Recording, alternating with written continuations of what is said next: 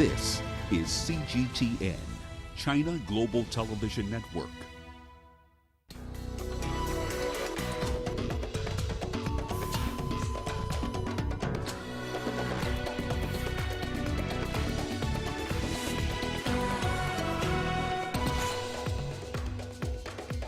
Chinese President Xi Jinping visits the country's eastern coastal province.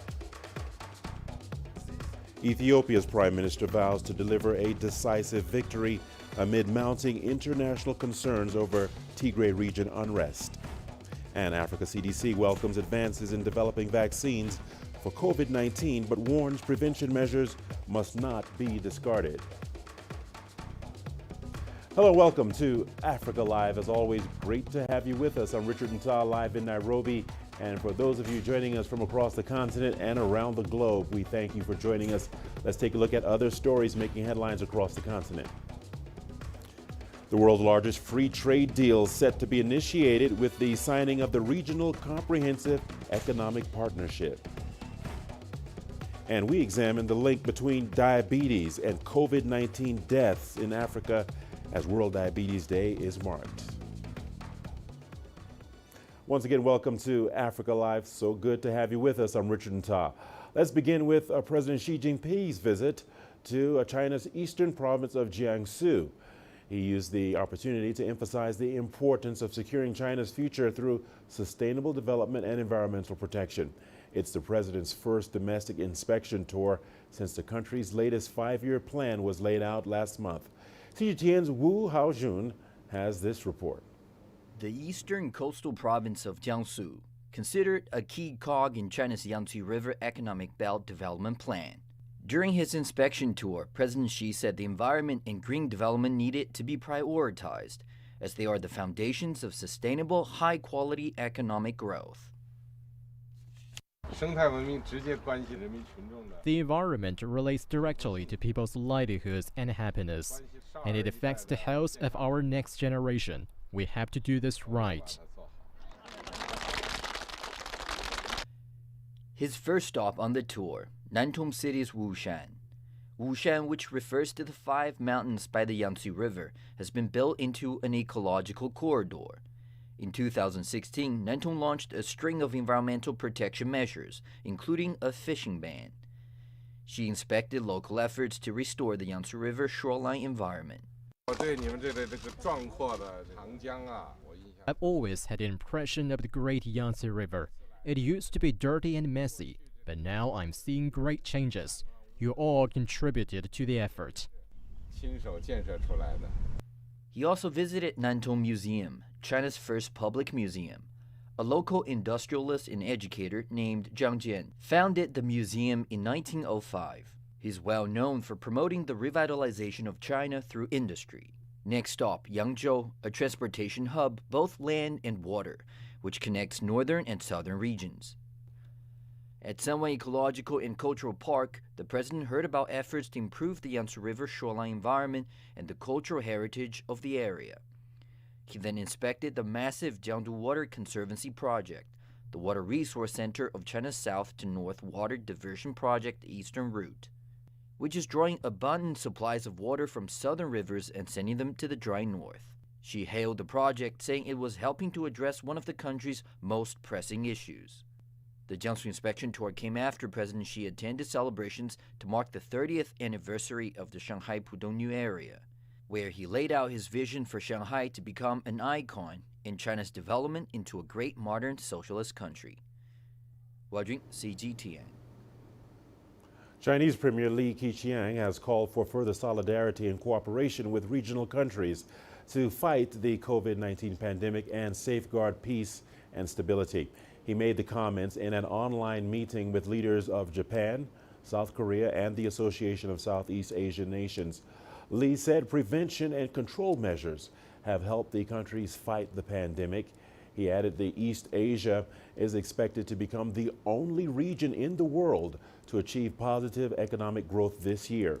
Trade in the Asia-Pacific region is expected to enjoy a further boost with the signing of the world's largest free trade deal, RCEP, on Sunday. ASEAN leaders also met senior officials of partner countries, as Rian Melzer reports. Ladies and gentlemen, welcome to the ASEAN leaders have met virtually with their counterparts from East Asia, India, Australia and New Zealand. But there was no leaders meeting with the US, not even close.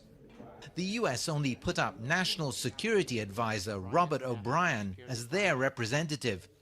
His comments about the partnership with ASEAN never having been stronger ringing hollow. During the Trump administration, the level of participation was not very high. Now that with an incoming administration in the United States, hopefully in future such forums, the U.S. involvement would be reinvigorated. Later, the leaders of ASEAN plus China, Japan and South Korea met, with much of the talk heading into the meeting being about the need to avoid inflammatory rhetoric and seek amicable solutions to disputes.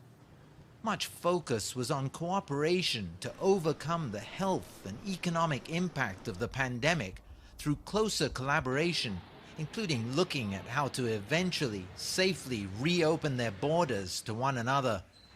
We can work together to mitigate the pandemic and to reopen the economy and ensure industrial supply chains, stability and operations will continue to support economic recovery with solidarity, coordination, and with inclusiveness. Today, we'll build on the existing momentum and step up ASEAN Plus 3 cooperation to gradually curb the threat of COVID-19, mitigate the pandemic's impact, maintain macroeconomic and financial stability, and ensure comprehensive and sustainable recovery. The ASEAN summit heads to its climax and conclusion Sunday, with the signing of the giant 15-country trade deal, the Regional Comprehensive Economic Partnership. Just the kind of concrete outcome the region needs in the midst of this unprecedented global crisis. Ryan Meltzer, CGTN, Kuala Lumpur. The United Nations has voiced concern over the growing unrest in the northern Ethiopia, saying it could spiral out of control. Human Rights Chief Michelle Bachelet also said an alleged massacre of civilians reported by Amnesty International would amount to war crimes if it was confirmed. Fighting between federal troops and local forces in the Tigray region has displaced more than 14,000 people over the past 11 days. Hundreds have reportedly been killed. On Friday, the government says its military offensive in Tigray was going well, and Ethiopia's Prime Minister Abiy Ahmed, the 2018 Nobel Peace Prize winner, vowed to deliver a decisive victory. The heroic Ethiopian National Defense Forces foiled and repelled the plan of the TPLF clique from taking control of some of the military bases and depots of the Northern Command. We have also been able to neutralize the heavy and long-range weaponry that the criminal elements within TPLF managed to acquire previously. Well, for more on these developments, we earlier spoke to our correspondent Gerum Chala in Addis Ababa. Let's take a listen. The ongoing battle that is real, and so many people have been displaced due to the fightings, and they have crossed borders and entered Sudan. Thousands are reportedly in Sudan, as you were saying earlier. But the Ethiopian government is also saying that it is trying to prevent casualties and also a problem that is being faced by people who are in a war zone at the moment. They are also trying to deliver perhaps medical services, water, shelter and clothing for those who are deprived of this situation. And the United Nations worry seems to be also holding some kind of water, because the situation is escalating by the day. War is continuing, so many people are falling victim of the situation. So the humanitarian condition in the north is really getting worse, and what makes it even worse is the lack of information that we have from that area. The major news now is the overnight explosions which were heard in the city of Bahadar and Gonda. And we have heard that the government has confirmed also that rockets which were launched from Tigray regional state have attacked airports in Bahadar and border city, and so many casualties have been also reported, most of them members of the defense force, and damage of properties and infrastructure in these two airports were also reported. This is after the Prime Minister earlier also was confirming that the defense force have managed to destroy long-range weaponry which were held by the Tigray regional state, but unfortunately the incident has taken place. The Tigray regional state leadership on their Facebook account have also confirmed that they have staged this attack, and these attacks, if the government doesn't stop, will continue. Well, Prime Minister Abiy Ahmed's government also is adamant that retaliatory measures will be taken. Representatives from Libya's warring sides at UN-led talks have agreed to hold national, parliamentary, and presidential elections. The polls are expected to take place in December next year. The gathering in Tunisia is among the latest efforts to end Libya's conflicts, which have been ongoing since 2011. Previous diplomatic initiatives have repeatedly collapsed. Mounting international pressure this year called for a conclusive deal between the two countries' two rival administrations. This week's meeting in Tunis follows a ceasefire signed in Geneva last month. The proposed election date coincides with Libya's 70th anniversary of its independence. Today, the 75 participants to this forum decided that the date for national elections on a constitutional basis should be on the 24th of December, 2021. That's 70 years after Libya's declaration of independence.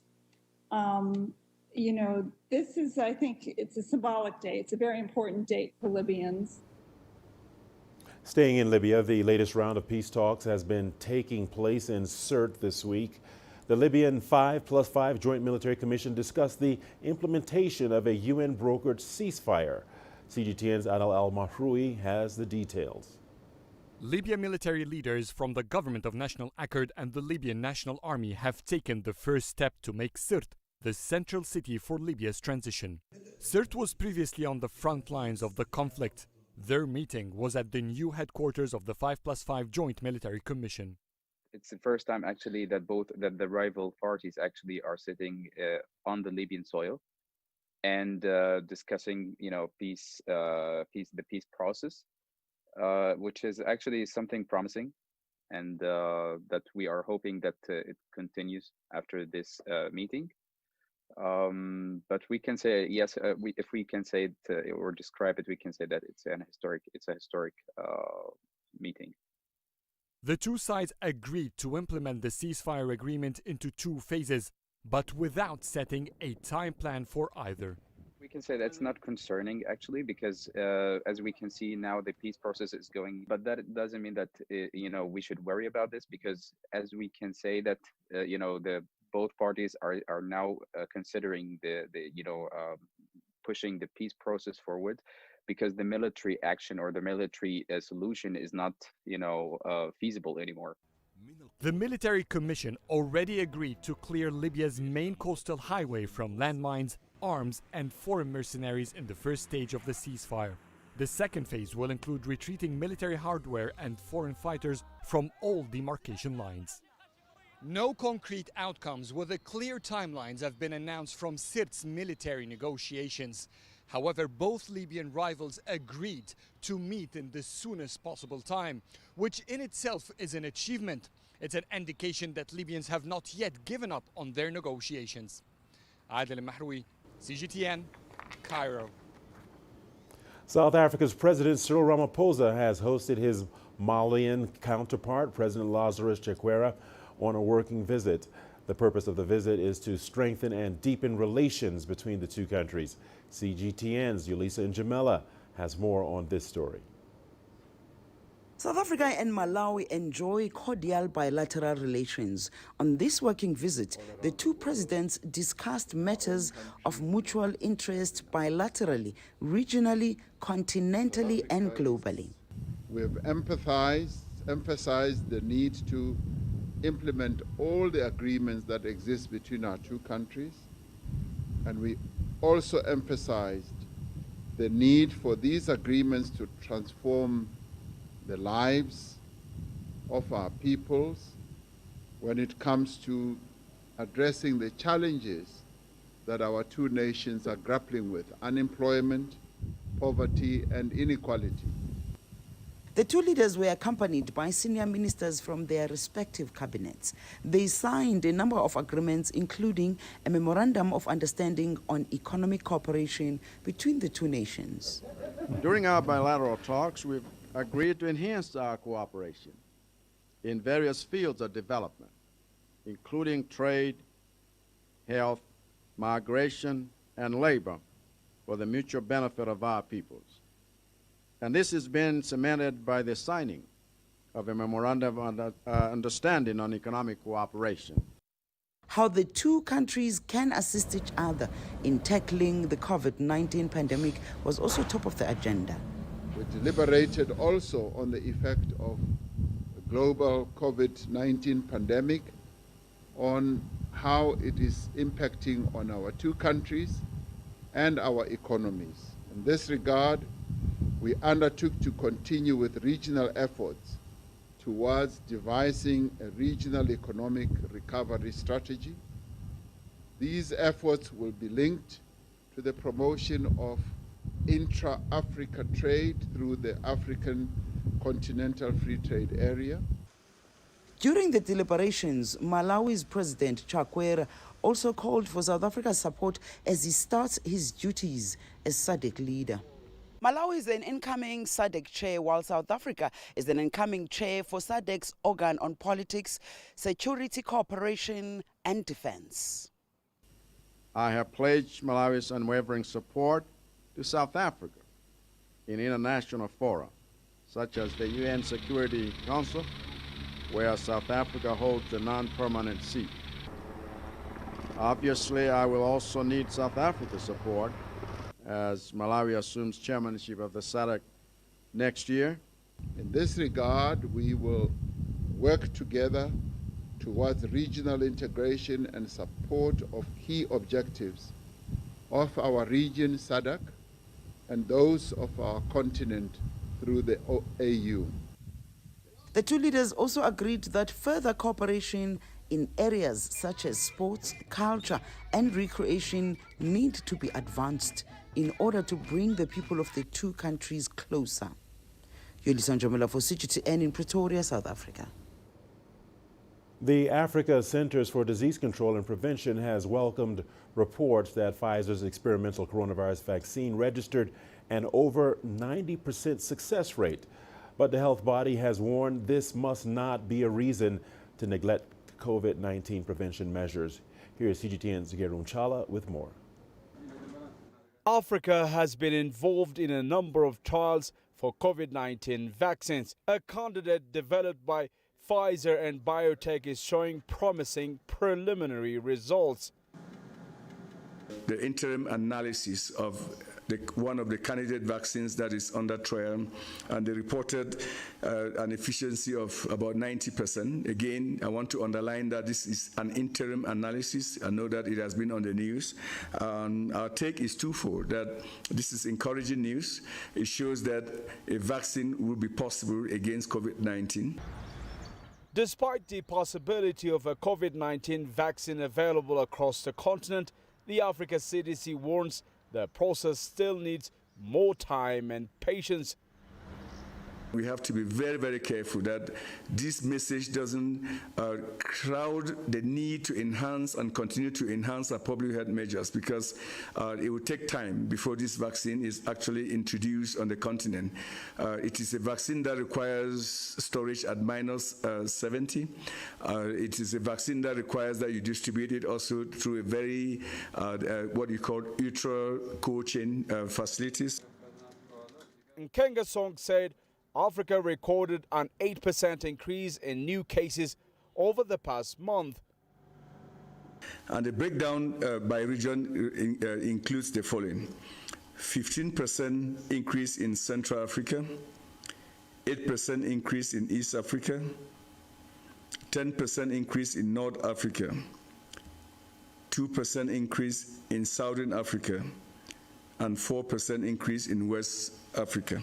So the Africa Centers for Disease Control and Prevention is sending out a message that COVID-19 still poses a clear and present danger on African lives, livelihoods and economies. The African continent has registered around 2 million coronavirus cases. Despite a decrease in daily cases for some countries, others are reporting signs of a second wave. Grumtara CGTN, Addis Ababa, Ethiopia. People around the world are marking World Diabetes Day. Diabetes is a metabolic disease which causes high blood sugar levels because the body cannot produce or effectively use insulin. In South Africa, it is also a very common underlying condition amongst serious cases of COVID-19. Reports indicate that over half of COVID-19 deaths in the Western Cape were people with diabetes. CGTN Julie Shire reports. 27-year-old Danielle Muller developed type 1 diabetes when she was just 3. Her underlying condition put her at great risk if she fell ill with COVID-19. Muller contracted the virus in hospital before South Africa's lockdown in March. It was a scary, scary experience. And even now, you're not sure because everybody's talking about the next wave of COVID coming. I think the worst part of it was the isolation. Not having your people there. I'm used to mom always being there and my uncle popping by and my aunt being there. In South Africa, more than half of those hospitalized with COVID-19 were diabetic. Muller fortunately recovered within 2 weeks. She started a WhatsApp group to help other diabetics who felt alone in the pandemic. On there, a few of us we were diagnosed with COVID, and the first question that was, will I be okay? You just need that reassurance because the doctor always says you'll be fine, but you're not always sure if you will be. Out of the 6 of us, only the one lady didn't make it. At least 4.5 million South Africans live with diabetes. There's a high dependence on medicines coupled with a proper diet and exercise. It was a really bad situation for people living with diabetes because they couldn't get the care, they were at risk if they went into queues. There were a number of instances people were just too scared to go to the clinics to get it. And then the usual supply problems, the lack of being able to manage it. So yes, the care was deeply impacted. With the economy halted, health fears were outweighed by the need to survive in many poorer communities. There were so many people who lost work and didn't have enough food. And for diabetes, it is terribly important because you have to eat to take the medicines. If you take the medicines with no food, then you get something called a low blood sugar attack. And that low blood sugar attack can kill you. Diabetes medicines are costly and most South Africans rely on a severely strained public health system for them. Those living with the illness are hopeful the pandemic has highlighted their plight for better health care. Julie Shara, CGTN, Johannesburg, South Africa. And to North Africa, where Algeria has recently inaugurated the world's 3rd largest mosque, known locally as Jama El Jazir. The structure is only smaller than the 2 mosques in Mecca and Medina in Saudi Arabia. It has a maximum seating capacity of 120,000 and extends almost 70 acres. The 7-year construction work was completed in April last year at a cost of over, listen to this, $1 billion. The building was inaugurated by Prime Minister Abdelmajid Jarrad and other members of government on the Muslim occasion of Mawlid. The mosque aims to serve as an important theological, cultural, and research center. And we're not done just yet. Coming up is your sports news. Here's a look at what's ahead. Kenya's national football team, Harambee Stars, in Comores for AFCON qualifier return match.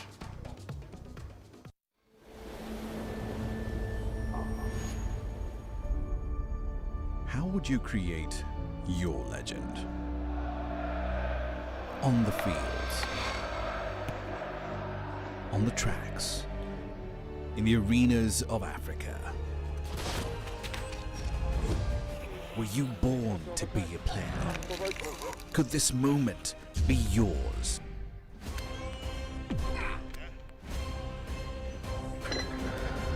sports scene.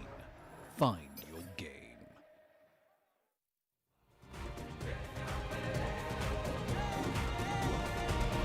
Africa Live. Find your voice.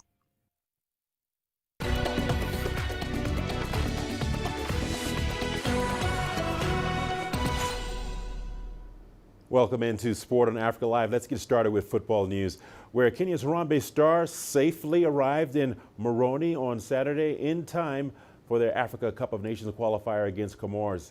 Harambee Stars are set to have a field of play later in the day. The two teams drew 1-1 in Nairobi in the third match day of the qualifiers, a result that left the Kenyans second on the table with 3 points and the Comoros first with 4 points. The two teams will play on Sunday in match day 4 of Group G. Each team has a chance to go top of